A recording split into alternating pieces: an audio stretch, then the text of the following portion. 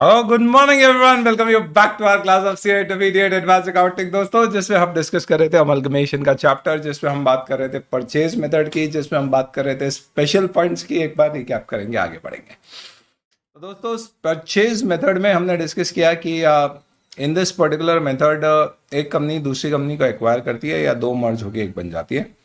और इसमें अकाउंटिंग कैसे होती है, तो पहले आपको निकालना होता है कि भैया जो हमने कंपनी खरीदी उसकी नेट एसेट्स क्या है, और फिर हम निकालते हैं कि हमने जो परचेज कंसिडरेशन दिया है वो क्या है, और पीसी अगर हमने ज़्यादा दिया है नेट एसेट से तो बचा हुआ गुडविल हो जाता है। हालांकि कई बार नेट एसेट्स के साथ साथ गुडविल वैल्यूड दी जाती है और बोला जाता है वही पीसी है, तो फिर पीसी वैसे निकल जाता है। नेट एसेट के कैलकुलेशन में बहुत सारे एडजस्टमेंट्स दिए जा सकते हैं, which could be like valuation of different assets कैसे होगा, पर्टिकुलरली डिबेंचर्स कैसे वैल्यू किए जाएंगे। तो ये सबसे रिलेटेड जो जो आपको एडजस्टमेंट्स आ सकते हैं, अपन ने उस पर फोकस किया था और क्या बात की थी। तो स्पेशल पॉइंट्स का एक रिकैप कर रहे हैं। सबसे पहले एब्जॉर्प्शन के केस में आपको कितने पीसी निकालना है, एक, जबकि अमलगमेशन में आप निकालेंगे दो। सेलिंग कंपनी यानी कि जो कंपनी बिक रही है उसकी ज़रूरी नहीं है कि सारी एसेट्स ली जाए। अगर क्वेश्चन साइलेंट है तो आप ऐसा अज्यूम करना है कि हमने उसकी सारी आइडेंटिफाइबल एसेट्स और लाइबिलिटी ले लिया। आइडेंटिफाइबल एसेट्स का मतलब होता है गुडविल छोड़ के। असेट्स और लाइबिलिटी जो ली जाती है वो टेकन ओवर होती है अग्रीड वैल्यू पे, वो नहीं है तो फेयर वैल्यू, नहीं तो फिर बुक वैल्यू। फिक्टिशियस एसेट्स को जीरो वैल्यू पे लिया जाता है। कैश इन बैंक कुछ क्वेश्चन बोल देते हैं कि मत लो, तो फिर हम उसे छोड़ के टेक ओवर करें। अगर कोई बैलेंस शीट में गुडविल आ रही है सेलिंग कंपनी की जिसे मैं खरीद रहा हूं, तो नेट पेमेंट मेथड में गुडविल जो उसकी बुक्स में आ रही है उससे हमें मतलब ही नहीं है। क्यों? क्योंकि हम बैलेंसिंग फिगर गुडविल निकालें। नेट एसेट मेथड में गुडविल को जो अग्रीड वैल्यू उस पे लेंगे, नहीं तो फिर फेयर वैल्यू, नहीं तो बुक वैल्यू। यूजुअली इंस्टीट्यूट क्या करता है, उसे जीरो पे ले लेता है नेट एसेट मेथड में, अगर पीसी नेट एसेट से निकालना है तो। ये मान के कि गुडविल की हम जब तक वैल्यू स्पेसिफिकली देनी है कंसिडर नहीं करें। सेलिंग कंपनी के डिबेंचर्स नेट एसेट से माइनस होंगे। अब ये डिबेंचर से रिलेटेड अलग अलग क्वेश्चन में अलग अलग तरह के एडजस्टमेंट्स होते हैं, तो आपको बहुत ध्यान से ये समझना है दोस्तों कि हमें नेट एसेट में जो डिबेंचर हमने लिए हैं उसकी जो वैल्यू है वो माइनस कर दें। कुछ क्वेश्चन आपको वापस से ये बताएंगे कि जो डिबेंचर लिए उसकी क्या वैल्यू है कुछ क्वेश्चन ये बताएंगे कि जो डिबेंचर आपने लिए हैं उसकी क्या वैल्यू है, ये नहीं, पर उसे आप जो दे रहे हो उसे कितने पे वैल्यू किया गया है, तो वही उसकी वैल्यू होगी। यानी लॉजिक सिंपल सा है दोस्तों। दुकान में अपन कोई सामान खरीदने जाते हैं तो अपन उसकी कीमत पूछते हैं। अगर सामने वाला उसकी कीमत बता रहा है तो वही उसकी कीमत है। दूसरा तरीका, उसकी कीमत नहीं बताई तो फिर सीधी सी बात है, आपने जो पैसे दिए वो उसकी कीमत। अब आपने पैसे नहीं दिए और आपने कोई दूसरी चीज देके उससे एक चीज खरीद ली, तो ऑब्वियस सी बात है, या तो उसकी की इस चीज की कीमत पता हो या मैंने जो दिया उसकी कीमत पता हो। उसके बेसिस पे हम किसी चीज को वैल्यू करते हैं। हमेशा हमारा पहला प्रेफरेंस क्या होगा, जो हमने लिया है उसकी वैल्यू, वो नहीं है तो हमने जो दिया है उसकी वैल्यू। ये रूल से हमने कई सारे एग्जाम्पल देखे और इसको इंटरप्रेट किया। इनके एग्जाम्पल्स देखे, क्वेश्चंस देखे, और इन सब के बाद में फिर हमने फाइनली कंक्लूड किया कि डिबेंचर्स लाइबिलिटी है, उसे नेट एसेट से कम किया जाता है। Value of debentures taken over, again agreed value या फेयर वैल्यू ऑफ कंसिडरेशन हो सकती है, और कोई फिक्स क्राइटेरिया नहीं है, क्वेश्चन टू क्वेश्चन वेरी करेगा। कोली contingent liabilities of selling company, ये क्या होता है? अगर कोई कंटिंजेंट लाइबिलिटी सेलिंग कंपनी में है और उसके बारे में कुछ भी नहीं बोला है तो अपन कुछ नहीं करेंगे नेट एसेट्स। लेकिन अगर बोला है इसमें एक्सपेक्टेड लाइबिलिटी इतनी है तो उसे नेट एसेट से माइनस कर दें। बहुत इंपॉर्टेंट है। कई बार क्वेश्चन में ऐसा बोलते हैं ए लिमिटेड ने बी लिमिटेड को एक्वायर किया है और ए लिमिटेड को बी लिमिटेड से कुछ पैसे लेने या देने। सबसे पहली चीज, आप किसी कंपनी को खरीद रहे हो और उस कंपनी को आपको पहले से कोई पैसे देने हैं, तो कंपनी खरीदने के बाद वो पैसे तो देना नहीं पड़ेंगे। पर कंपनी खरीदते समय जो उसके शेयर होल्डर को आप पैसा ऑफर करोगे, उसमें वो जो उसके पास असेट रखा है रिसीवेबल फ्रॉम यू, उसका पैसा तो देना पड़ेगा ना। क्यों? क्योंकि वो कंपनी के ओनर पे बोलेंगे भाई ये भी हमारा रिसीवेबल है, इसका भी पैसा चाहिए, बाकी एसेट्स का भी पैसा चाहिए, गुडविल का भी चाहिए। इसका मतलब यह है कि नेट एसेट निकालते समय अगर कोई ऐसी एसेट है जो बाइंग और सेलिंग कंपनी के बीच का रिसीवेबल पेबल है, तो उसे एक नॉर्मल एसेट मान के नेट एसेट निकाल दे। बाद में जब परचेजिंग कंपनी एक्विजिशन कंप्लीट कर लेगी, फिर आपकी बुक्स में क्या होगा, एक ऐसा रिसीवेबल आएगा सेलिंग कंपनी का जो आपकी बुक्स में भी पेबल आ रहा होगा आप उसे ऑफसेट कर देना। इस पर कोई गेन लॉस हो तो पीआरएल पे ले जाना। कई बार ऐसा भी हो सकता है कि आपने जो कंपनी खरीदी है उस कंपनी के पास कोई ऐसे गुड्स रखे हुए हैं जो उसको आपने ही बेचे थे, अब वो कंपनी खरीद ली तो वो गुड्स भी वापस आ गए, यानी एक तरह से आपने जो गुड्स बेचे थे वो आपने रीपरचेस कर लिया। अब आप उस पर प्रॉफिट बुक कर चुके हो जो गलत है, तो आपको उस पर जो प्रॉफिट आपने बुक किया था वो हटाना पड़ेगा। और वो प्रॉफिट कैसे हटाया जाएगा? तो we will have to basically adjust the value of the stock which we have taken over. और दूसरी तरफ हमें क्या करना पड़ेगा,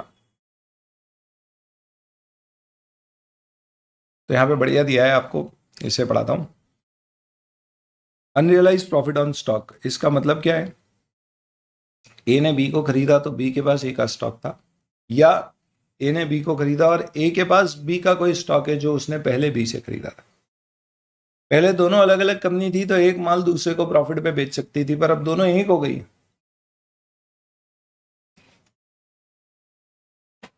तो माल कॉस्ट पे आना चाहिए, जबकि वो कॉस्ट पे नहीं आ रहा है।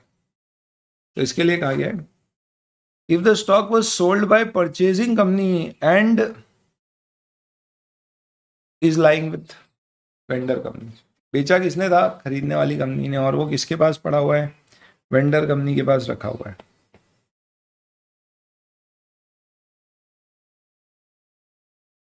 तो हमें उसे मेजर करना पड़ेगा कॉस्ट ऑफ परचेजिंग कंपनी पे।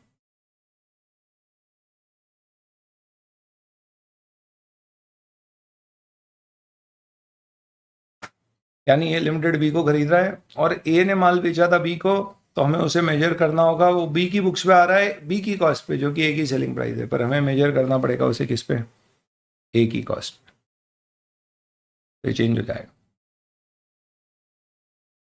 सिमिलरली अगर कोई स्टॉक उल्टा है जो कि बी ने बेचा था और ए के पास रखा है, तो स्टडी मटेरियल बोलता है कि इससे आप गुडविल या कैपिटल रिजर्व और वेंडर कंपनी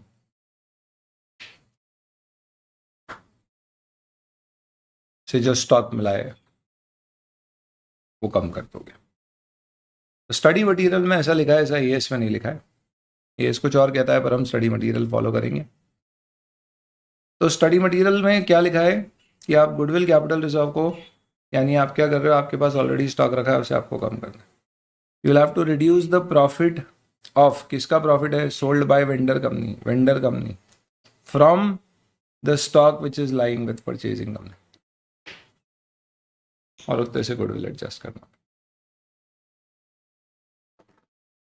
यानी मुद्दे की बात दोस्तों यहाँ पर यह है कि आपको क्या करना पड़ेगा, you will have to reduce that profit from goodwill और कैपिटल रिजर्व। नेक्स्ट, आप जिस कंपनी को खरीद रहे हो उस कंपनी के रिजर्व्स आपकी बुक्स में नहीं आते, क्योंकि आप उस कंपनी को खरीद रहे हो तो उसकी एसेट लाइबिलिटी लाओगे, उसके रिजर्व्स उसके शेयर होल्डर को दे दिए। अब उसके शेयर होल्डर या उसके प्रॉफिट हमारे नहीं है, क्योंकि शेयर होल्डर को हमने पैसा दे दिया और उनको बोला चलो घर जाओ, आपसे कंपनी हमारी। लॉजिक क्या है सर इसके पीछे? भाई सीधी सी बात है, आज let's say for example Byju's ने आकाश को खरीदा, तो वो क्या बोलेगा आकाश को कि ओए आकाश के ओनर, आकाश अंकल ये पैसे रखो घर जाओ, हमें तुम नहीं चाहिए, हमें क्या चाहिए? तुम्हारी कंपनी। तो ओनर का क्या होता है? Share holder fund, share capital reserve and surplus, तो वो सब हमें चाहिए नहीं, हमें तुम्हारी एसेट लाइबिलिटी चाहिए। तो इस कारण से हम सिर्फ क्या लेके आएंगे? उसकी असेट्स और लाइबिलिटी। तो रिजर्व्स लेके नहीं आते, किसके? सेलिंग कंपनी के, ट्रांसफरर कंपनी के। एक्सेप्ट अगर कोई ऐसा रिजर्व है जो कानूनी तौर पे लाना जरूरी है, तो आप उसे ले आओ और अमलगमेशन एडजस्टमेंट अकाउंट बता दो, और ये अकाउंट जो है ना, ये रिजर्व्स एंड सरप्लस में आखिरी में माइनस में लिख देना, तो टोटल रिजर्व्स एंड सरप्लस से नेट हो जाएगा। बस कोई खर्चा हुआ है अगर अमलगमेशन पे, जो परचेजिंग कंपनी बियर कर रही है तो गुडविल पे ऐड कर दो, सेलिंग कंपनी बियर कर रही है तो वो उसके एसेट्स को कम कर देगी। दो कंपनियां एक साथ खरीदी, एक में गुडविल आई एक में कैपिटल रिजर्व, सेट ऑफ कर सकते हैं आप, नोट दे दीजिएगा आपके सेट ऑफ का। अमलगमेशन में जो गुडविल आती है उसको अमोर्टाइज किया जाता है यूजुअली 5 साल में, अनलेस लॉन्गर पीरियड जस्टिफाइड है। प्रेफरेंस शेयर कैपिटल ट्रांसफरर या सेलिंग कंपनी का अगर कुछ है तो ध्यान रखना, सबसे पहले नेट एसेट से माइनस नहीं करना क्योंकि ये कैपिटल है, और पीसी पहले उन्हें डिस्चार्ज होगा, फिर इक्विटी शेयर होल्डर्स को होगा। आज वो समय आ गया है दोस्तों जब हमें क्या करना है, ledger accounts, journal entries in the books of buyer and seller और बायर की बैलेंस शीट। स्वागत है दोस्तों आप सभी का हमारे इस पर्टिकुलर सेशन में जो है शुरू होता अब, जिसमें हम डिस्कस करेंगे accounting in the books of purchasing और transferee company which is in the nature of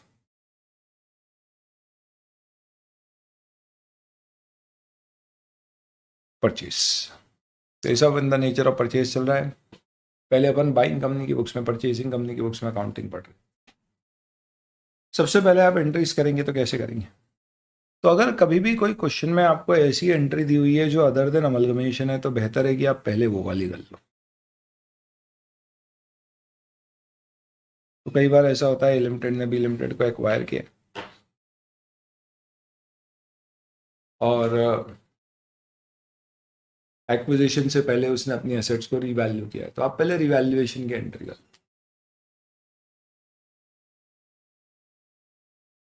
आ रहा है अभी समझ में आ रहा है? एक चीज समझना, क्वेश्चन बहुत ध्यान से पढ़ना। कई बार क्वेश्चन ऐसा बोलता है ए लिमिटेड ने बी लिमिटेड को एक्वायर किया है, हम हमारा पीसी इंट्रिंसिक वैल्यू पे डिस्चार्ज करेंगे और उसके लिए हमारी एसेट्स को इस वैल्यू पे रिवैल्यू किया जाएगा। तो ये जो रिवैल्यूएशन है ये बुक्स में एंट्री करने के लिए नहीं है। ये रिवैल्यूएशन क्यों किया जा रहा है, सिर्फ शेयर की वैल्यू निकालने के लिए। और अगर क्वेश्चन बोले कि both companies have decided to revalue their assets in the books, तो आप रिवैल्यू करो। तो ये जो सिचुएशन है पहली वाली, ये थोड़ी सी रेयर है कुछ ही क्वेश्चंस में आपको देखने को मिलेगी। तो revaluation of asset of transferee company X पर usual accounting practices if prescribed in the question, obviously अगर दिया हुआ है क्वेश्चन में तो ठीक है। फिर ये ब्रह्मास में आप जो लिख रही है कैसे मिलेगा, ये सब ऐप पे मैं आपको पूरी ब्रह्मास विद एनोटेशंस भी अपलोड कर दूँ। नेक्स्ट, सबसे पहली एंट्री अमलगमेशन की किस चीज की होती है? तो सबसे पहले तो सर हम बिजनेस खरीदते हो, इसकी एंट्री होती है।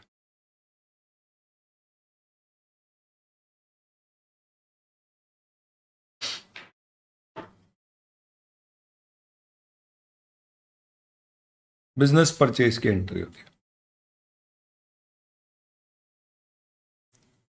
अब इसमें आप देखेंगे तो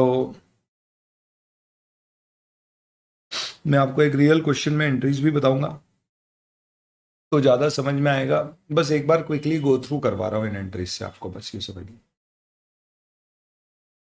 सबसे पहले क्या करते हैं, मैं जब किसी पर्टिकुलर कंपनी को खरीद रहा हूं बेटा, तो उस कंपनी की एसेट्स और लाइबिलिटीज मेरी बुक्स में आएगी और मुझे उसे पैसे देना पड़ेंगे। पैसे मैं किसे देता हूं? लिक्विडेटर।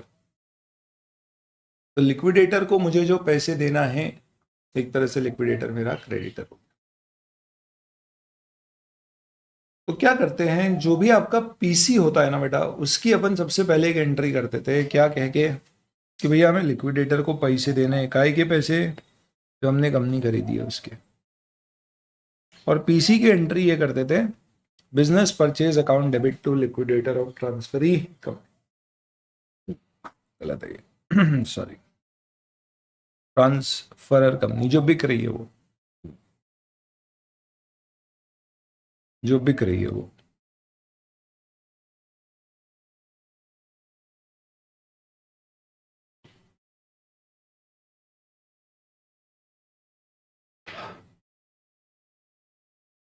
तो ये एंट्री से क्या हुआ, बस मैंने लिक्विडेटर को अपना क्रेडिटर बना दिया, मैंने महोदय आपको पैसे देने हैं, हमने मान लिया। और डेबिट क्या कर दिया, मैंने टेम्पररी अकाउंट खोल दिया, बिजनेस परचेज अकाउंट। ये कैसा टेम्पररी अकाउंट है? ये अकाउंट बस अगली एंट्री में खत्म हो जाएगा, बस कुछ क्षण भर के लिए हमने। मतलब आप समझो कि मुझे पैसे किसको देने हैं? लिक्विडेटर को देने। तो मैंने लिक्विडेटर को फोन किया, मैंने बोला अरे बी लिमिटेड तुमको खरीद लिया हमने, तुम्हारे पैसे किसको भिजवाऊं? ऑब्वियस सी बात है, बी लिमिटेड बोलेगा हमारे लिक्विडेटर को भेज दो। हमने बोला तुम्हारा लिक्विडेटर कौन है? तो बोला अरे आप चिंता मत करो, मैं मेरे लड़के को भेज रहा हूँ। लड़के को यानी ऑफिस के लड़के को, आप उसको चेक हैंड ओवर कर दो, वो लिक्विडेटर को पहुंचा देगा। मैंने बोला नहीं नहीं, आपके लड़के को नहीं, मैं मेरे लड़के को भेज रहा हूँ, आपको कहाँ भिजवाना है आप बता दो, मैं उसको चेक देता हूँ, वो आपके पास आगे चेक।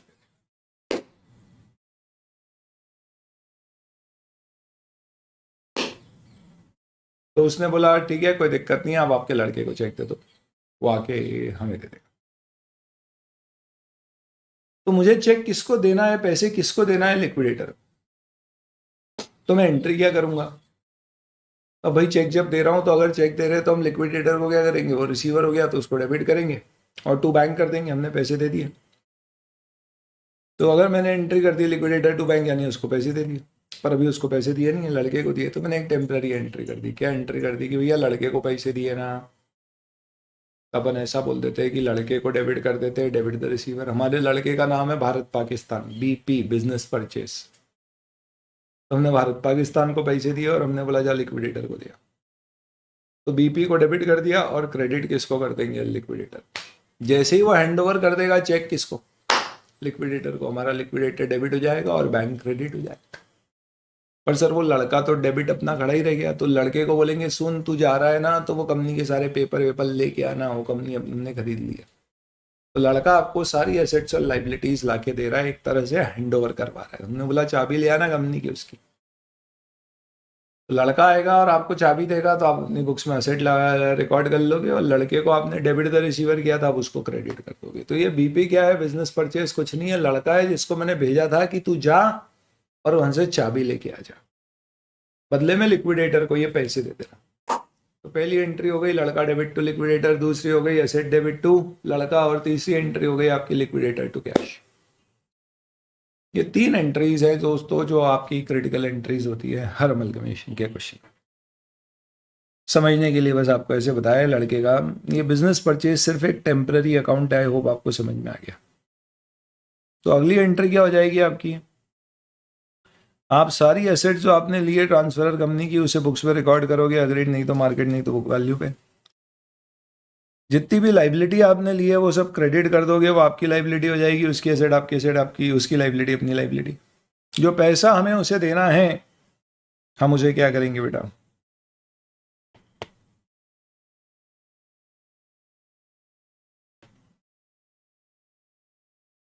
तो ऑलरेडी हम लिक्विडेटर को क्रेडिट कर चुके हैं, तो अब हम लड़के को क्रेडिट कर देंगे बिजनेस परचेज। ये खाता हमने टेम्परली खोला था, और जो भी बैलेंसिंग फिगर होगा वो या तो गुडविल आएगा या कैपिटल रिजर्व। तो गुडविल और कैपिटल रिजर्व दोनों में से एक। ध्यान रखना शेयर कैपिटल रिजर्व और सरप्लस ट्रांसफर कंपनी के रिकॉर्ड नहीं होंगे। ये भी ध्यान रखना कि asset liability taken over to also include inter company balances. तो आप जो एसेट्स और लाइबिलिटी ले रहे हो उसमें इंटर कंपनी बैलेंसेस भी शामिल। सिर्फ क्या नहीं आएगा? जो बाहर वाले पैसे आपस में कोई लेन देन है वो भी आएगा। अब अपने को लिक्विडेटर को देना है तो उसको सेटल करते हैं, तो लिक्विडेटर को डेबिट कर दिया। कैसे डिस्चार्ज करेंगे? सर पैसे कैश में दिए तो टू कैश बैंक कर दो। नहीं नहीं सर, हमने हमारे शेयर इशू किए। अच्छा, तो शेयर इशू किए तो प्रीमियम पे इशू किए, तो शेयर कैपिटल प्रीमियम दे दो। नहीं नहीं सर, उसको हमने हमारे डिबेंचर दिए तो डिबेंचर दे दो, प्रीमियम पे इशू किए प्रीमियम क्रेडिट कर। नहीं सर, हमने डिबेंचर इशू किए पर डिस्काउंट पे इशू किए तो डिस्काउंट को डेबिट कर। ये एंट्री हो जाएगी, लिक्विडेटर सेटल हो गया। अब इसके बाद में क्या होगा? तो ऐसा हो सकता है कि आपने जो कंपनी खरीदी है उसकी कोई लाइबिलिटी, जैसे डिबेंचर होल्डर्स को आपने प्रॉमिस किया है कि भैया हम तुम्हें हाथों हाथ डिस्चार्ज कर देंगे, नहीं तो वो लोग मान नहीं रहे थे। अमल कमीशन के लिए दिक्कतें दे रहे थे, कोर्ट जा रहे थे, धरने दे रहे थे। हमने बोला तुम्हारे पैसे जैसे ही टेक ओवर होएगा तुमको दे देंगे। तो अगर आप कोई भी लाइबिलिटी सेटल कर रहे हो, किसकी लाइबिलिटी सेटल कर रहे हैं अपन? ट्रांसफरर कंपनी, सेलिंग कंपनी की। तो जो लाइबिलिटी हमने ली है, जिस वैल्यू पर ली है as per about journal entry debit, और उसको जो भी दिया है वो क्रेडिट कर दो। हो सकता है कम या ज़्यादा पे सेटलमेंट हुआ हो, तो कोई प्रॉफिट है तो वो प्रॉफिट बुक कर लो, लॉस है तो लॉस बुक कर लो। हो सकता है बदले में आप बैंक की बजाय क्या दे रहे हो, अपनी कंपनी के डिबेंचर्स दे रहे हो, वो क्रेडिट। तो जो आपने दिया उसको वो बैंक हो सकता है या दूसरा डिबेंचर, जो भी प्रॉफिट और लॉस है वो डेबिट हो जाएगा। इसके अलावा खर्चे होते हैं, एक्सपेंस होता है अमलगमेशन का। अगर वो ट्रांसफर ही बाइंग कंपनी ने बियर किया है तो मैंने बताया था गुडविल अगर रेज हुई है तो बढ़ जाएगी, कैपिटल रिजर्व बनाए तो वो कम हो जाएगा। स्पेशल एंट्रीज आपको ये करना पड़ सकती है कि कोई इंटर कंपनी डेट या लोन है, एक दूसरे के पैसे लेने देने, तो सीधी सी बात है सामने वाली कंपनी की बुक्स में देना आ रहा है मेरी बुक्स में लेना, या मेरी बुक्स में देना आ रहा है उसमें लेना, उसको सेटअप कर दो, क्योंकि अब दो जन एक हो गए। अब दो लोग एक हो गए। भाई समझो तुमने तुम्हारी वाली से 500 रुपये उधार लिए थे, तुम्हारी बुक्स में उसको 500 देना आ रहा है, उसकी बुक्स में उससे 500 तुमसे लेना आ रहा है, शादी हो गई तो अपन थोड़ी ना ऐसा बोलेंगे साथ में बनाते, अपन थोड़ी ना बोलेंगे आपस आपस में लेन देना है। अब हम बाहर वालों से जो लेना देना है वो दिखाते हैं तो ये सेट ऑफ कर देते। अगर इस एंट्री में कोई डिफरेंस आया किसी भी कारण से, जो कि आना नहीं चाहिए क्योंकि सेम अमाउंट होना चाहिए, बट कोई अकाउंटिंग पॉलिसी अकाउंटिंग के डिफरेंस के कारण है, तो आप उसे प्योरल में ले जाओ। अनरियलाइज प्रॉफिट मैंने आपको बता दिया कि अनरियलाइज लॉस है अगर कोई इंटर कंपनी ट्रांसफर में, तो उस पर भी ऐसा होगा, रिकवरेबल है तो, नहीं तो नहीं, ये अपन डिस्कस करेंगे बाद में। कोई स्टैट्यूटरी रिजर्व है ट्रांसफर कंपनी के जो हमें कैरी करना है, तो amalgamation adjustment account to statutory reserve.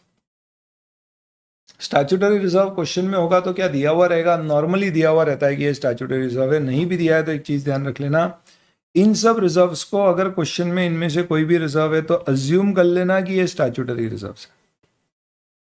Fluctuation reserve, equalisation reserve, compensation fund, export profit reserve, foreign project reserve, अगर इनमें से कुछ भी है क्वेश्चन में तो आप अज्यूम कर लेना है स्टैट्यूटरी रिजर्व है, अनलेस क्वेश्चन स्पेसिफिकली बता दे कि भैया ये स्टैट्यूटरी रिजर्व है, बस तो आप वही मानोगे। और amalgamation adjustment account balance sheet में रिजर्व्स एंड सरप्लस में नेगेटिव में दिखाएंगे, statutory reserve as a positive under reserves and surplus दिखेगा, नेट आउटर कॉलम में इफेक्ट जीरो हो जाए, तो सिर्फ देखा है।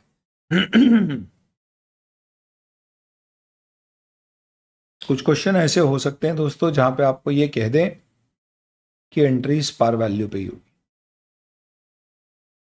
इसका मतलब क्या है, क्वेश्चन स्पेसिफिकली आपको बोल रहा है कि हम हमारी कंपनी का शेयर दे रहे हैं 500 रुपए में, जिसकी फेस वैल्यू है 100 रुपए, पर जर्नल एंट्री 100 से ही होगी। इसका मतलब आपको पीसी पे 100 मानना है, यानी कि अपना आपसी एग्रीमेंट है कि हम 500 पे इशू कर रहे हैं पर बुक्स में एंट्री 100 से ही करेंगे। तो इससे क्या होगा, सिक्योरिटी प्रीमियम क्रिएट नहीं होगा और आपका पीसी कम हो जाएगा। इसका क्या मतलब है ये समझाता हूँ।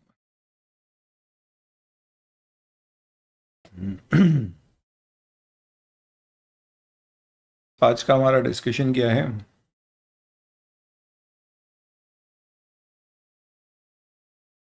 फोर्थ पॉइंट अकाउंटिंग, अपन ने स्पेशल पॉइंट्स पढ़े थे। एक काम करते हैं, स्पेशल पॉइंट्स में ही 2 पॉइंट और लिखवा देता हूँ। कल कितने हो गए थे, 12, 13।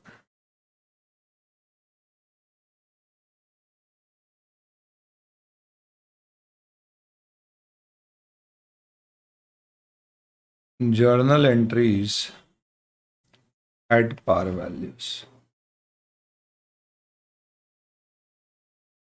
क्या है ये समझते हैं। ऐसा हो सकता है कि ट्रांसफरी, परचेजिंग कंपनी, सिनोनिम्स है बेटा,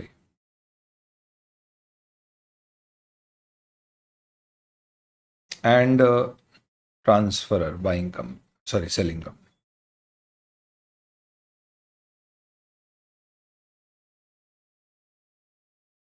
Agree that PC of, let's say, rupees 15 lakhs will be discharged by issuing 1 lakh equity shares of purchasing company to shareholders of selling company of face value 13 पर share, face value 10 per share and market value or fair value of 13 per share. Balance PC to be paid in cash. जल्दी से बताओ balance PC कितना होगा?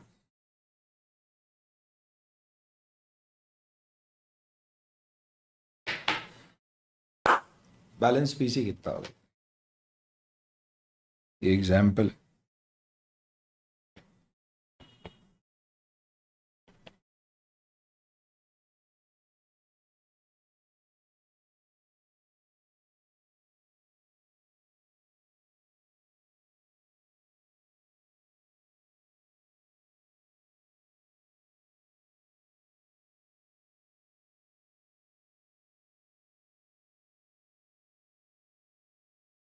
Balance PC कितना हो? तो भाई देखो, 15 लाख में से आप 1 लाख शेयर दे रहे हो, इसकी फेयर वैल्यू दी हुई है तो 13 रुपये, तो अपन 13 ही मानेंगे, तो 13 लाख के शेयर्स हो गए, तो बैलेंस पीसी 2 लाख हो गया। अब आगे का है,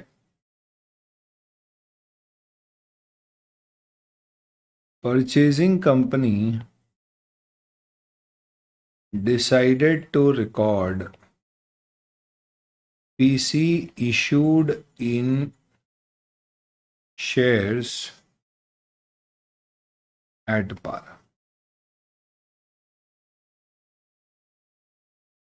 Simple. Decided to record shares issued at par. ऐसा उसने डिसाइड किया जो कि वो कर सकता है। तो इससे इफेक्ट क्या होगा?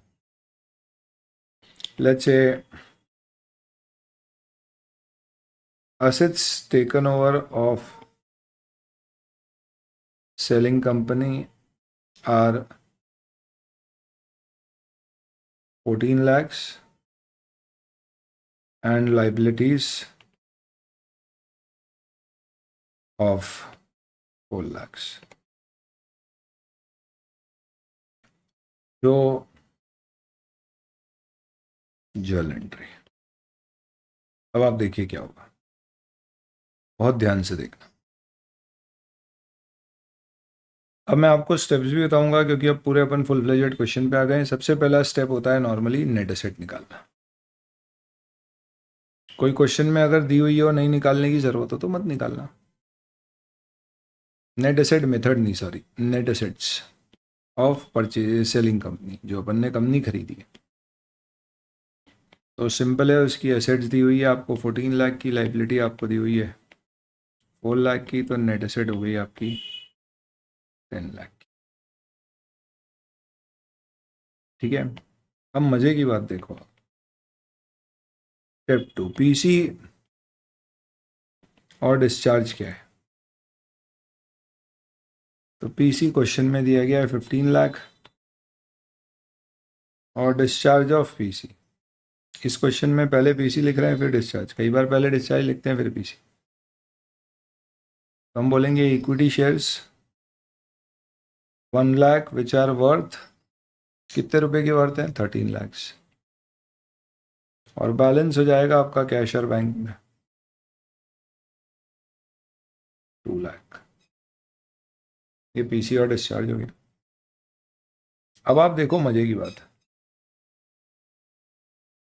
स्टेप 3 क्या है? गुडविल। तो गुडविल कितनी आनी चाहिए? PC minus net asset.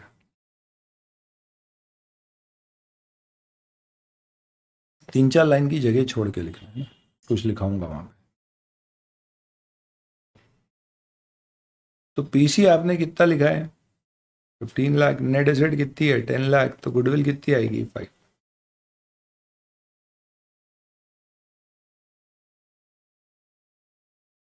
ठीक है,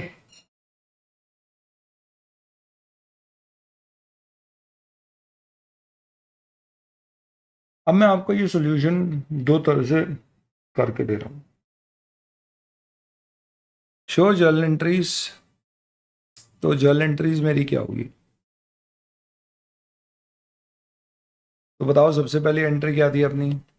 भारत पाकिस्तान, यानी लड़के को डेबिट करना था अपने को, क्योंकि लड़के को अपन ने चेक लेके भेजा, तो लड़का debit, debit the receiver. To, किसको पैसे देने हैं, लड़के को या हमें? Liquidator of selling company.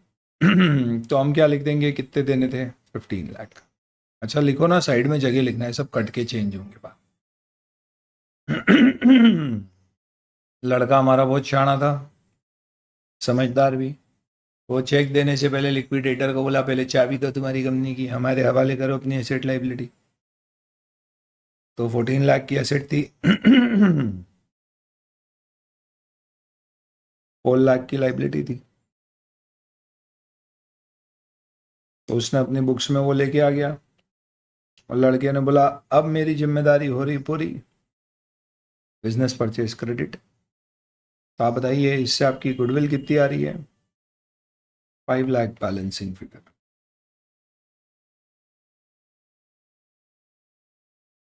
अब लिक्विडेटर बोलेगा मालिक चाबी ले ली, अब तो पैसे दे दो। हमने बोला अरे लो सर। तो लिक्विडेटर को डेबिट किया, और उसको हमने क्या देना था? हमने बोला देखो सर, ये 2 लाख का आपका चेक है, और ये हमारे शेयर्स हैं 10 लाख के, जिसकी अपन ने अग्री करी है value.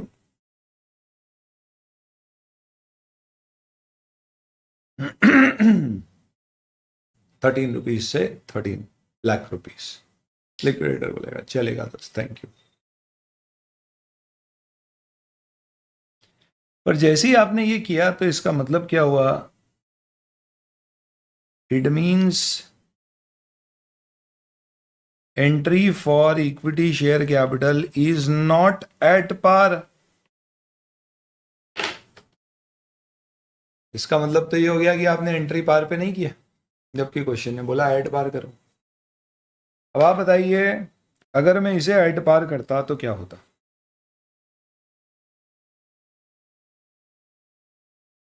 If I was doing these entries at par, what would have happened?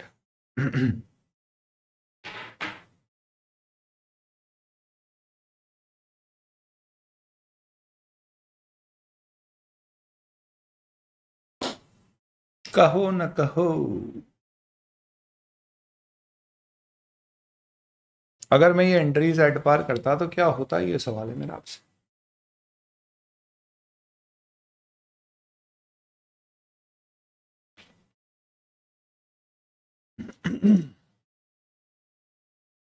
Security premium नहीं आता। तब मैं आपको रिवर्स में समझाता हूँ।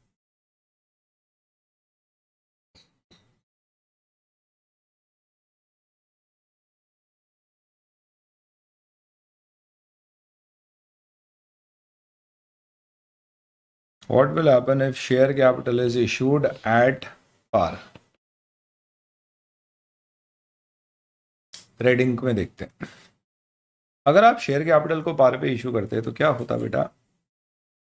आपको निकालना पड़ता पीसी डिस्चार्ज, और पीसी आपने निकाल लिया, ठीक है। अब आपको एक चीज निकालना पड़ती वापस से, पीसी टू बी रिकॉर्डेड। आप बोलते हैं शेयर कैपिटल जो हमने इशू किया है वो 1 लाख का ₹10 की फेस वैल्यू पे रिकॉर्ड करना है, और जो पैसे आपने बैंक में दिए हैं वो 2 लाख रुपए हैं। तो आप पीसी जो रिकॉर्ड करोगे वो 12 लाख हो जाएगा, और इस कारण से आपकी गुडविल जो आएगी वो 15 लाख की बजाय कितनी हो जाएगी? अगर एंट्रीज एट पार है, 12 लाख माइनस 10 लाख, 2 लाख। तो इस कारण से आपको बिजनेस परचेज 12 लाख से रिकॉर्ड करनी है। इस कारण से आपकी असेट तो 14 की है, और आपका पीसी 12 लाख की है, तो आपकी गुडविल 2 लाख आ जाएगी। और यहाँ पे लिक्विडेटर को आप बोलोगे कि हम 12 लाख की वर्थ का कंसिडरेशन दे रहे हैं, 2 लाख इन कैश, 10 लाख के शेयर्स, नो प्रीमियम। तो इसका नेट रिजल्ट क्या होगा?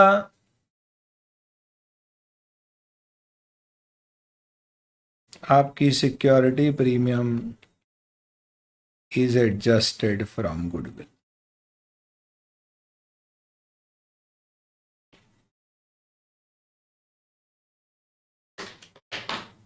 कैसे? एक तरफ बेटा आपकी गुडविल कम हो गई, कितने रुपए से? 3 लाख से, जो सिक्योरिटी प्रीमियम की वैल्यू। तो भाई देखो, सीधी सी चीज़ है, मैं आपको 13 लाख की चीज़ दे रहा हूँ पर एंट्री उसकी बुक्स में 10 लाख से ही कर रहा हूँ, तो ऑब्वियस सी बात है कि मेरी कॉस्ट 10 लाख से कम दिखा। क्यों? क्योंकि मेरा ही शेयर है, मुझे नहीं करना प्रीमियम बुक। ये सब फालतू चीज़ें अकाउंटिंग स्टैंडर्ड में अलाउड होती है। इंडेस ये सब अलाउ नहीं करता है। जब आप सीए फाइनल में आओगे, ये इसमें ये अलाउड है। इंडेस बोलता है हलवा है क्या, जैसे प्रीमियम को एडजस्ट कर दिया कुछ भी, ये नहीं चलेगा। बट एएस में चलता है। तो ऐसी सिचुएशन में आपको क्या करना होगा दोस्तों? आप जो पीसी और गुडविल कैलकुलेट करोगे वो दो हो जाएंगे, एक पीसी और एक पीसी फॉर बुक एंट्रीज। पर ये सिर्फ उन क्वेश्चंस में करने की ज़रूरत होती है दोस्तों जिन क्वेश्चंस में आपको स्पेसिफिकली दिया जाता है। क्या देते हैं? इन क्वेश्चंस में आपको स्पेसिफिकली दिया जाता है क्या? Entries to be made at par. ये सबको समझ में आया तो बता दो एक बार।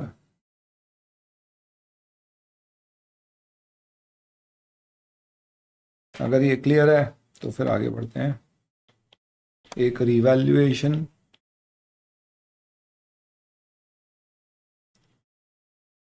ऑफ असेट्स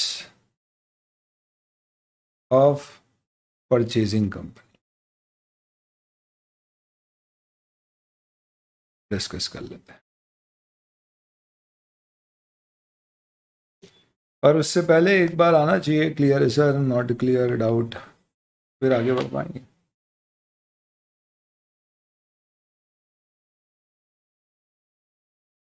बताइए।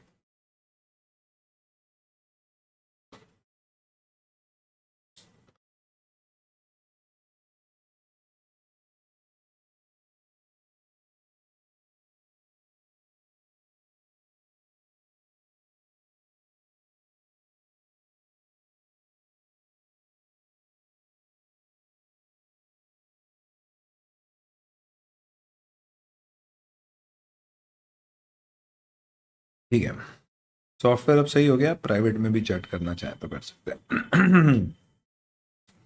चलिए अब आगे बढ़ते हैं अपन किस पे? Revaluation of assets of purchasing company. ये क्या कहानी है समझिए। एक एग्जांपल लेता हूं। X limited acquires Z limited. PC is based on intrinsic value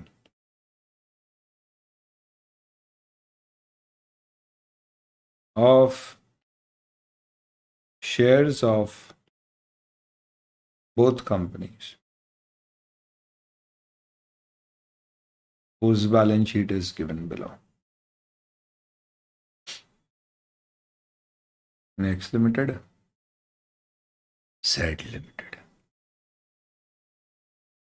Share capital, reserves and surplus, liability, simple balance sheet रखना चाहते हैं अभी, पीपी करंट 10,000, 6,000, 4,000, 3,000, 5,000, 3,000, -1,000 चलता है, कोई दिक्कत नहीं है। 2,000, 3,500,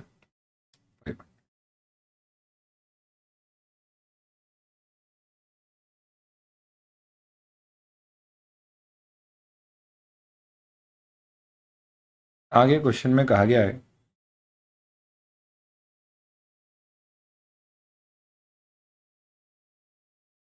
all assets and liabilities taken over at book values except PP of both companies has a market value of 40% more than the book value. PC यहाँ पे कैसे दिया जा रहा है? It is based on intrinsic value of shares of both the companies.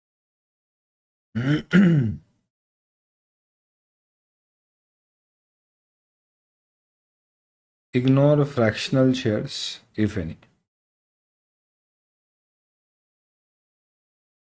Fractional share कभी आए तो आप उसे इग्नोर करो, मतलब नॉर्मल क्वेश्चन सॉल्व कर देना, उस पर वो कैश वैश देने की ज़रूरत नहीं।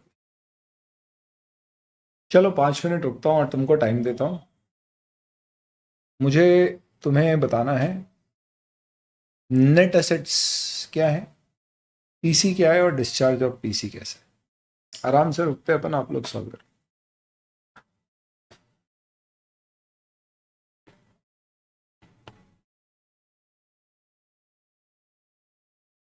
ये क्वेश्चन है,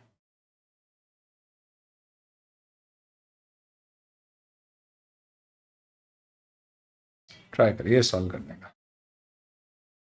सबसे पहले लगाना स्टेप 1। क्या होगा step 1? Net assets taken over, किसकी? जेड लिमिटेड की। चलो करो, मैं नहीं बोल रहा।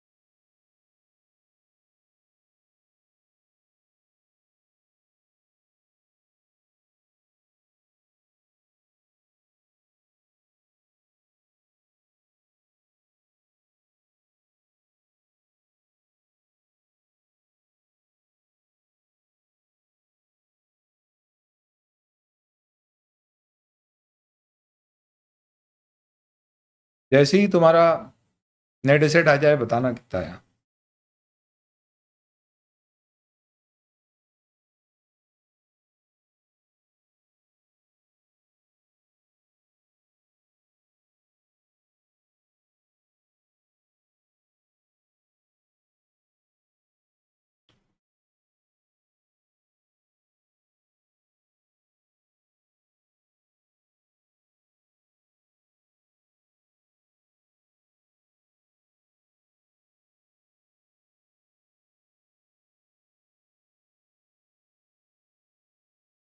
जैसे ही आ जाए।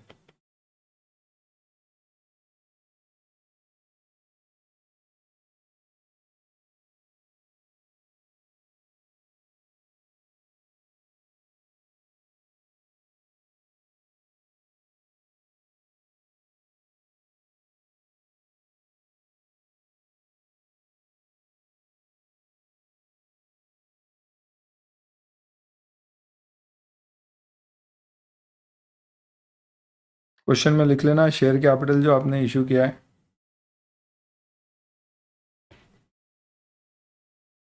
इसकी फेस वैल्यू 10 पर शेयर।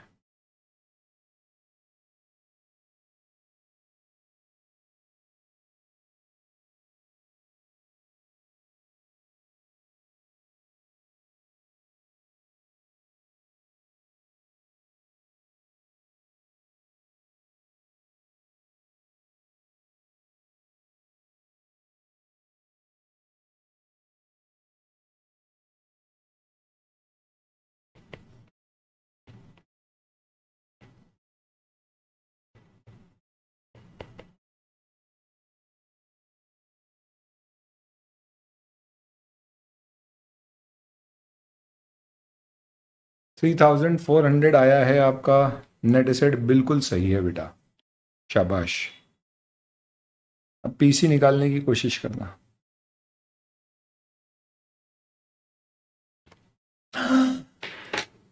एआई बच्चों का आता है, वैसे ही अपना भी आ जाता है एआई।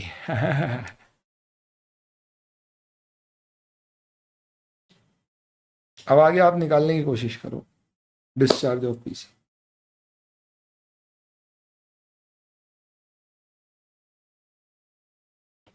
और पीसी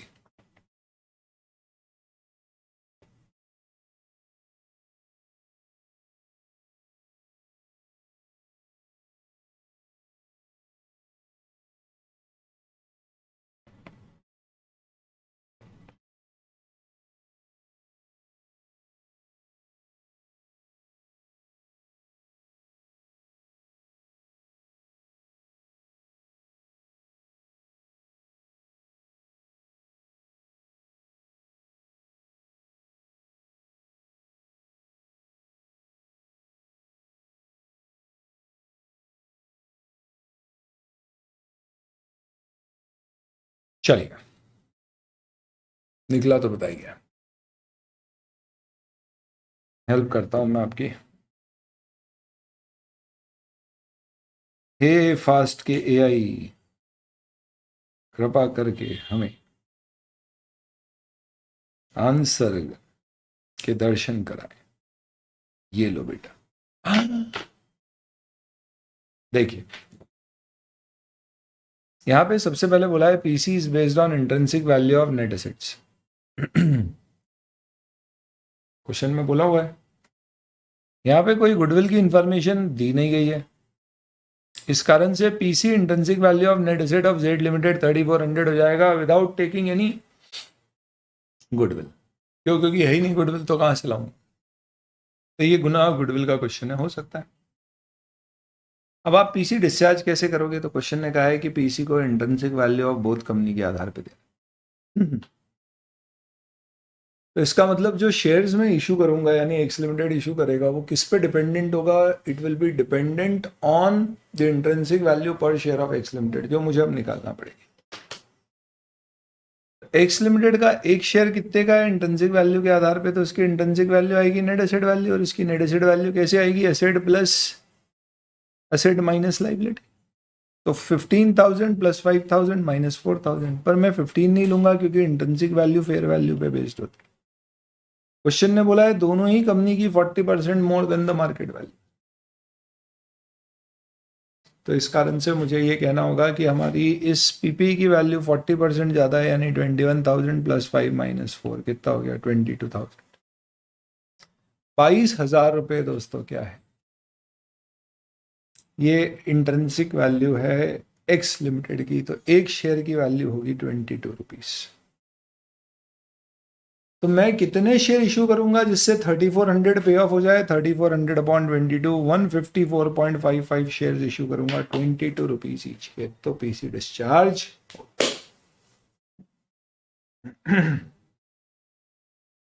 नेक्स्ट, अब अपन देखते हैं जर्नल एंट्रीज किसकी बुक्स में। अभी एक्स लिमिटेड ही पड़ा है तो वही देखते हैं। एक्स की बुक्स में जर्नल एंट्री कैसे होगी? सबसे पहले आप क्या करोगे? वही लड़के को डेबिट करो, भारत पाकिस्तान वाले बिजनेस परचेज टू वो लिक्विडेटर।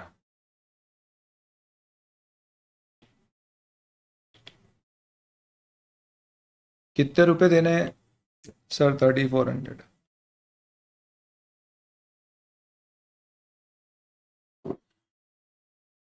सेकंड, असेट्स लेके आ जाएंगे उसकी, तो असेट्स में हमारे पास दो असेट है, हम दोनों को रिकॉर्ड कर देंगे। PP current asset to current liability to liquidator. PP कितने पे मेजर किया है? 40% अबाव है। तो हमने उसे मेजर किया था 4900, 500, 2000।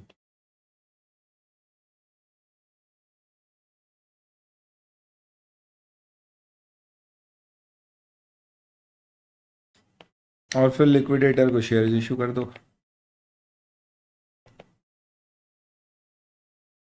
To equity share capital to security premium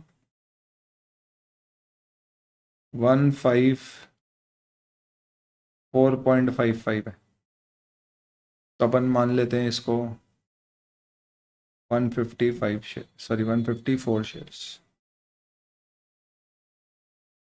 कैसे, सही है क्या मानना? इन्होंने बोला फ्रैक्शनल है तो आप इग्नोर करो, यानी राउंड ऑफ करो।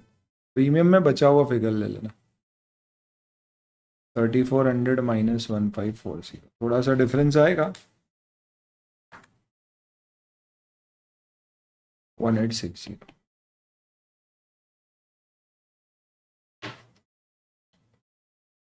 या आप शेयर कैपिटल में 1545 लेके प्रीमियम अकॉर्डिंगली चेंज कर लो। फ्रैक्शनल इग्नोर करना है तो ये आप कुछ भी करोगे चलेगा।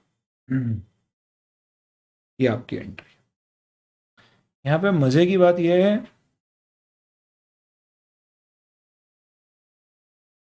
कि there is no need to revalue assets of X Limited in the books as question has not demanded। तो एक्स की बुक्स में आप एंट्री क्या करते हैं? आपकी पीपी आपने 15,000 की वैल्यू करी है for the purpose of share exchange 21,000। इसका मतलब ये नहीं कि बुक्स में 21 पे ले गया।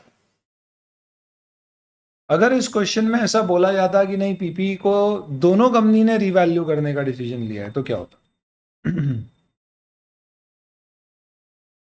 तो सपोज एन अबव एग्जाम्पल,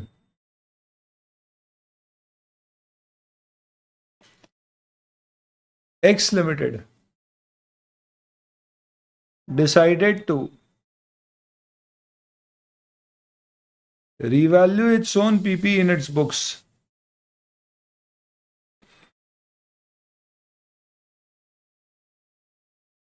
तो फिर हमें सबसे पहली जर्नल एंट्री क्या पास करना होती? ऑब्वियस सी बात है, ये सब किसकी बुक्स में? एक्स लिमिटेड की बुक्स में। तो पहली जर्नल एंट्री एक्स लिमिटेड की बुक्स में क्या पास होती है बेटा, बताओ? सर पहली जर्नल एंट्री पास करते रिवैल्यू करते ना, तो हाँ हमने बेसिक कंसेप्ट में पढ़ा था पीपी टू रिवैल्यूएशन। क्योंकि रिवैल्यूएशन में अगर गेन होता है तो हम उसे रिवैल्यूएशन रिजर्व में ले जाते हैं, लॉस होता है तो पीआरएल में ले जाते हैं। हमें रिवैल्यू करना पड़ता है कितने पे? 40% पे। कितना है पीपी हमारा? 15,000। कितने ऊपर वैल्यू करना है 40%? तो 6,000 रुपये से रिवैल्यूएशन रिजर्व करें। ये एंट्री बेटा आप तभी करोगे जब क्वेश्चन स्पेसिफिकली बोलेगा कि एक्वायरिंग कंपनी या दोनों कंपनी की एसेट्स को फेयर वैल्यू पे बुक्स में रिकॉर्ड करना। नहीं तो इंट्रिंसिक वैल्यू कैलकुलेट करने के लिए आपको ये करने की कोई जरूरत नहीं। आई होप ये सबको समझ।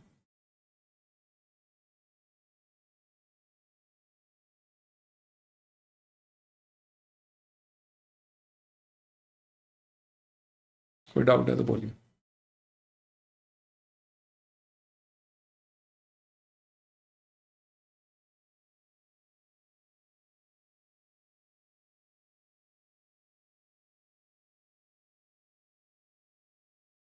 कोई डाउट है तो बोलिए। क्लियर है तो बोलिए। क्लियर, ठीक। तो इसी के साथ आपके सारे एडजस्टमेंट्स हो जाते हैं किसके? जो स्पेशल एंट्रीज क्वेश्चन में देखने को मिल सकती है, मोरल लेस वो सब अपन ने देख ली। अब अपन एक क्वेश्चन करते हैं बेटा, एक फुल फ्लेजेड क्वेश्चन करेंगे।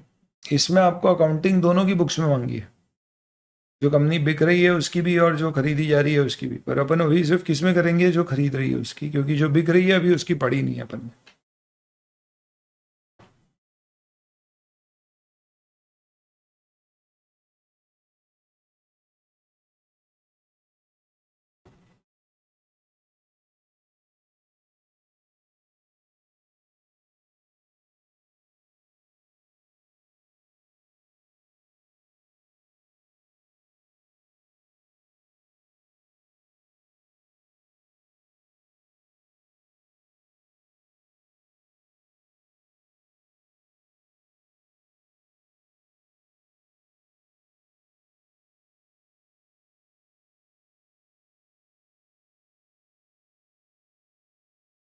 बुक का सेकंड क्वेश्चन है, देखिए। हरी हरी हरी हरी हरी हरी हरी वायु,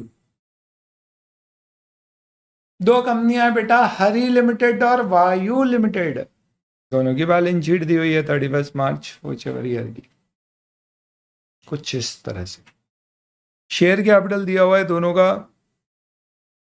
जब भी क्वेश्चन ऐसे दिया जाता है और आप पढ़ते हो तो पहले तो सबसे पहले आखिरी लाइन पढ़ लेना, तो समझ में आया पूछा क्या। आपको बोला है नेसेसरी लेजर अकाउंट बनाओ to close the books of Vayu limited, ये अपन बाद में बनाएंगे, क्योंकि वायु हम मान रहे हैं कि हरि ने वायु को खरीदा होगा, ये देखो लिखा हुआ है। ऐसे मानते हैं नॉर्मली, जो पहला कॉलम होता है बैलेंस शीट, जो इन्फॉर्मेशन पहले दी जाती है वो बाइंग कंपनी की होती है, सेकेंड में जो देते हैं वो सेलिंग की होती है। नेवरदलेस, तो सेलिंग कंपनी के आपको क्या करना है, लेजर अकाउंट बनाना है, ठीक है भैया, बना देंगे बाद में। और जर्नल एंट्री, एक्विजिशन एंट्रीज करनी है इन the books of Hari limited, और बैलेंस शीट भी बनानी। बैलेंस शीट ऑब्वियसली बात है, हरी ने वायु को खरीदा, वायु बची ही नहीं है तो हरी की बनेगी। अब जब आप क्वेश्चन पढ़ते हो तो आप क्या करो बेटा, पढ़ते समय ऐसे क्विक रीडिंग नहीं, इंटरप्रेट करने वाली रीडिंग लो, थॉटफुल रीडिंग करो। तो शेयर कैपिटल 11/4। अब आप जैसे ही ये पढ़ रहे हो, इतने सारे आपने अमलगमेशन के एडजस्टमेंट पढ़ लिए, तो आपको पहली चीज क्या समझ में आ गई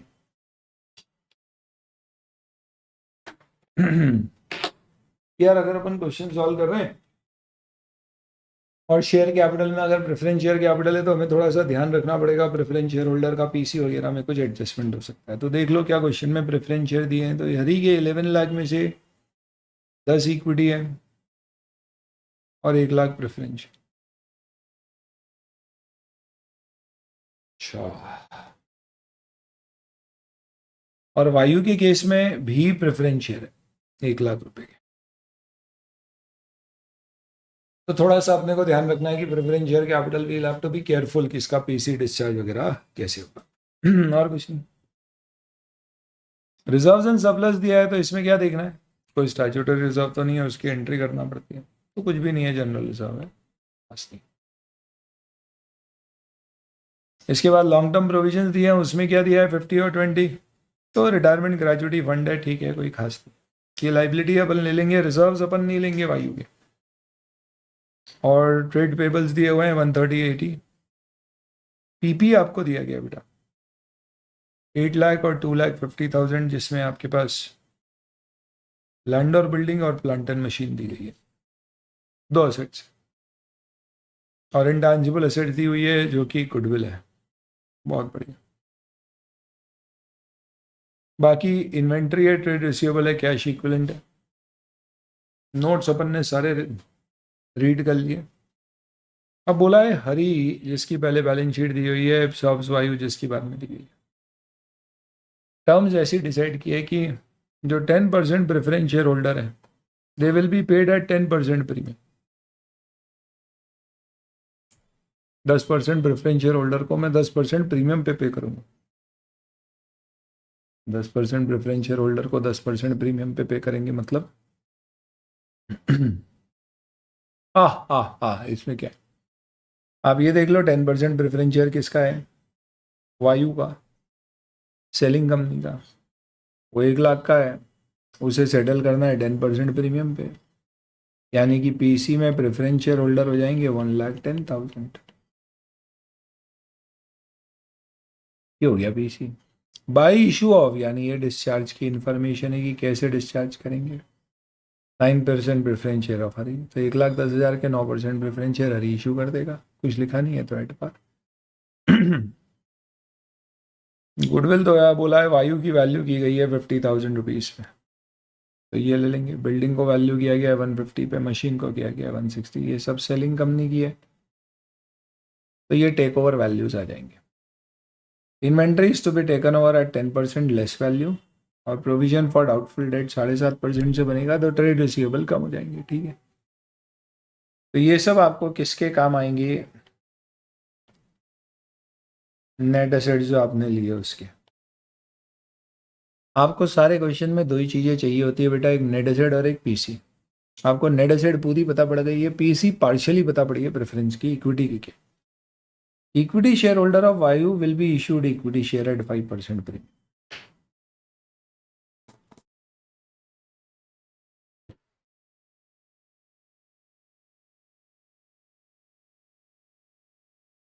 मतलब क्या है इसका? तो क्वेश्चन कह रहा है कि इक्विटी शेयर होल्डर को हम क्या करेंगे, इक्विटी शेयर इशू करेंगे। और किस पे करेंगे? प्रीमियम पे करेंगे। अब आप बताइए इसका क्या मतलब है।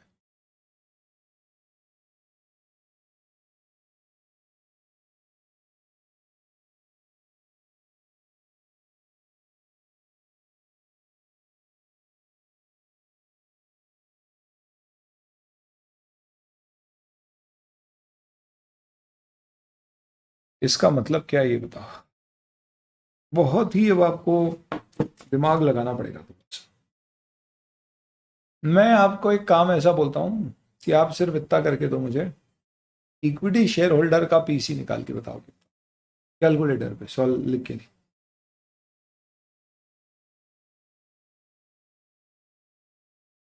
इक्विटी शेयर होल्डर का पीसी कितना होगा ये निकाल के बताओ।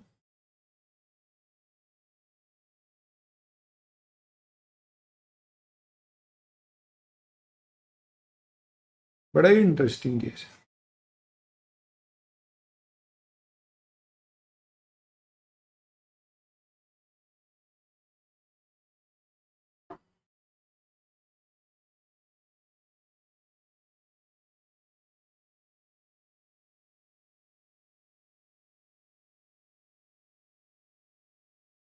हमें 5% प्रीमियम पे इक्विटी शेयर इशू करना। तो इसका मतलब अगर उसकी शेयर कैपिटल 3 लाख रुपए है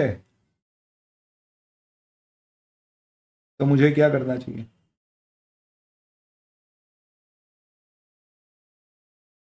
3 लाख इक्विटी शेयर इशू कर देना चाहिए 5% प्रीमियम पे, 3,15,000। सही है या नहीं, बस इतना बता दो। मतलब ये पढ़ने के बाद इस क्वेश्चन में इतना बता दो कि क्या मैं सीधे ऐसे बोल सकता हूँ equity share holders of Vayu will be issued equity share at 5% premium.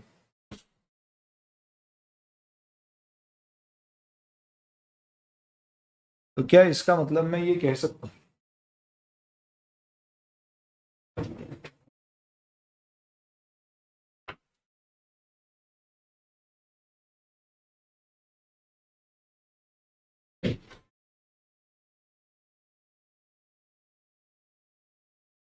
कि मैं 3 लाख को 3 लाख शेयर दे दूंगा और 5% प्रीमियम पे 3,15,000। बहुत बढ़िया बेटा, ऐसा नहीं कह सकते। शाबाश, क्यों नहीं कह सकते? क्योंकि equity share holder of Vayu will be issued equity shares at 5% premium of equal value या equivalent equity shares will be issued, ऐसा नहीं लिखा। तो अगर क्वेश्चन ने स्पेसिफिकली नहीं लिखा है कि हम equal number of shares issue कर रहे हैं, तो आप कैसे अज्यूम कर सकते हो कि 3 लाख इक्विटी शेयर्स को हम 3 लाख इक्विटी शेयर्स, कैसे अज्यूम करोगे आप? नहीं कर सकते। प्लस थोड़ा सा आगे की सोचना, आप इतना पढ़ चुके हो तो अगर आपने ऐसा अज्यूम किया और आपने पीसी निकाल लिया कि भैया 3 लाख को 3,15,000, प्रेफरेंस शेयर होल्डर को 1,10,000, तो अपना टोटल पीसी हो गया 315 प्लस 110 कितना हो गया? 425। अब 425 पीसी है, उधर आपको सारी क्या दी हुई है? असेट्स और लाइबिलिटी की वैल्यू दी हुई है। नेट एसेट निकाल लोगे, बैलेंसिंग फिगर को क्या मानोगे? गुडविल या कैपिटल रिजर्व। ऑलरेडी क्वेश्चन में गुडविल वैल्यूड है, तो बैलेंसिंग फिगर गुडविल कैसे आएगी? यानी दोस्तों आप चाहो तो एक स्ट्रॉन्ग एसजे टिप दिमाग में फिट कर लो, जो आपको क्वेश्चन में हमेशा काम आएगा। क्या है वो एसजे टिप सर? वो एसजे टिप ये है कि कभी भी अगर क्वेश्चन में गुडविल ट्रांसफर कंपनी की वैल्यूड दी हुई है कि गुडविल उसकी इतने पे वैल्यू की गई है, तो आप ऐसा समझ जाना हाथों हाथ कि ये नेट एसेट मेथड है। पीसी नेट एसेट मेथड से ही आएगा। क्यों? क्योंकि आप सामने वाले की गुडविल अगर दे रहे हो तो इसका मतलब गुडविल बैलेंसिंग फिगर नहीं है, यानी कि गुडविल के बेसिस गुडविल वैल्यू हो चुकी है, तो वो कंपनी में सारी एसेट वैल्यू हो चुकी है, गुडविल वैल्यू हो चुकी है, तो वही उसका पीसी। तो बैलेंसिंग फिगर हमेशा डिस्चार्ज ऑफ पीसी है।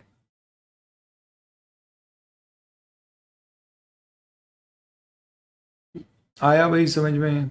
कभी भी क्वेश्चन में अगर गुडविल दी हुई है तो आप समझ जाना कि मेथड कौन सा होगा, it will be net asset.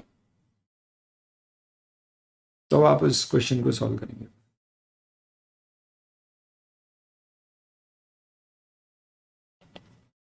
तो सबसे पहले क्वेश्चन सॉल्व होएगा तो मैं आपको कुछ ज्ञान की बातें लिख के दे रहा हूं, यानी एग्जाम में नहीं लिख।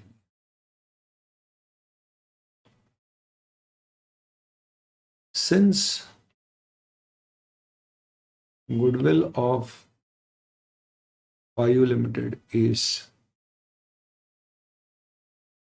agreed upon, it means PC is based on net asset method. Hence, the number of equity shares to be issued to equity shareholder of Vayu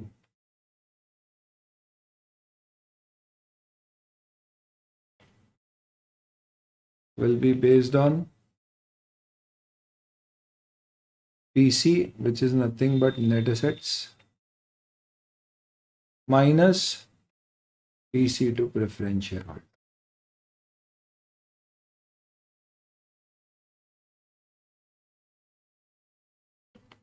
Please do not assume that equity shareholders of Vayu will get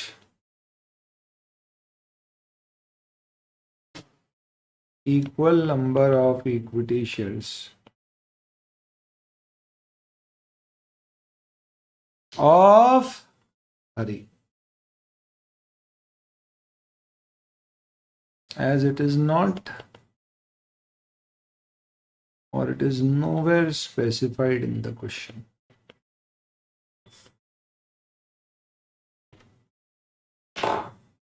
आप देख लो कहीं question में ये specified नहीं, इसलिए आप ऐसा बोल के भी प्रिज्यूम नहीं कर सकते।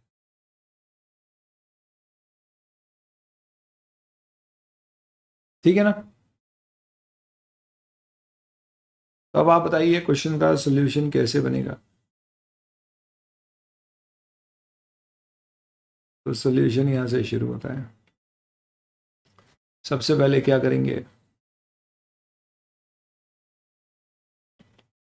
Net assets. तो क्वेश्चन सॉल्विंग टिप्स से मैं आपको बता दूंगा सॉल्यूशन कैसे बनता है। हमेशा ध्यान रखना नेट एसेट्स लिखना है। स्टेप 1 होता है नेट एसेट्स ऑफ किसकी? नेट एसेट्स लेते हैं अपन ट्रांसफरर कंपनी जो बिक रही है। आप सेलिंग कंपनी लिखना चाहें तो लिख दें, और ट्रांसफरी कंपनी की भी ली जाती है क्या? तो net assets of transferee company अपन नहीं लेते इस क्वेश्चन में। कब लेते पता है? कोई बता सकता है कब लेते?